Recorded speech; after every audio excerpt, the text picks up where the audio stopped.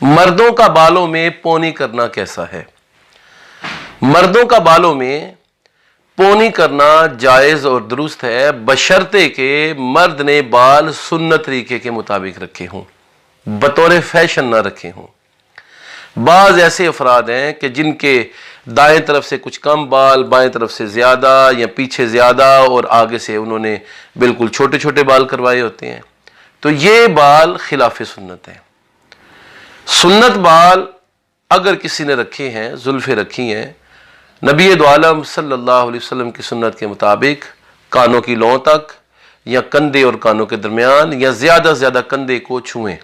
تو ایسے بالوں کو سمیٹنا جائز اور درست ہے۔ صحیح حدیث ہے مشکات المصابیح میں کتاب اللباس میں، اور اسی طرح سنن ترمذی کے اندر کتاب اللباس کے اندر بہت ساری احادیث ہیں۔ اس میں نبی دو عالم صلی اللہ علیہ وسلم نے فرمایا کہ جب تم نماز پڑھو تو تم میں سے کسی نے اپنے کپڑے کو اور اپنے بالوں کو گرا نہ لگائی ہو، ان کو سمیٹا نہ ہو، سمیٹ کر کپڑے اور سمیٹ کر بال نماز کی ادائیگی نہ کرو۔ اس حدیث سے واضح ہوتا ہے کہ مردوں کا بالوں میں پونی کرنا یہ جائز ہے، لیکن نماز کے وقت وہ پونی اتار دی جائے گی تاکہ بندہ سجدہ کرے تو اس کے ساتھ بال بھی عاجزی کے طور پر سجدے میں گرے۔ بعض افراد یہ کہتے ہیں کہ ہم جب وہ پونی اتارتے ہیں اور سجدہ کرتے ہیں تو بال سارے آگے آ جاتے ہیں، تو اس کا بہترین حل ہے کہ امامہ یا ٹوپی نماز کے وقت استعمال کی جائے۔ یہ بات بھی یاد رکھیے کہ امامہ اور ٹوپی لباس کا حصہ ہے، یہ ہمہ وقت استعمال کرنا رسول دو عالم صلی اللہ علیہ وسلم کی مبارک سنت ہے۔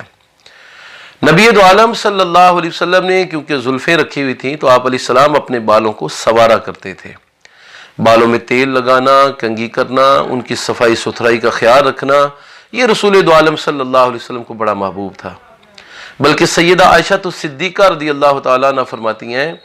کہ درختوں کی گوند لے کر نبی علیہ السلام سفر میں اپنے بالوں کو لگا لیا کرتے تھے اور ان کو سمیٹ لیا کرتے تھے تاکہ بال جڑے رہیں اور بال بکھرے نہ، کیونکہ نبی علیہ السلام کے بال بہت گھنے تھے۔ تو اس سے معلوم ہوا کہ آج کے زمانے میں جو جیل لگائی جاتی ہے، سنت بال اگر کسی نے رکھے ہیں یا کسی کے بال بکھرتے ہیں تو وہ جائز اور درست ہے۔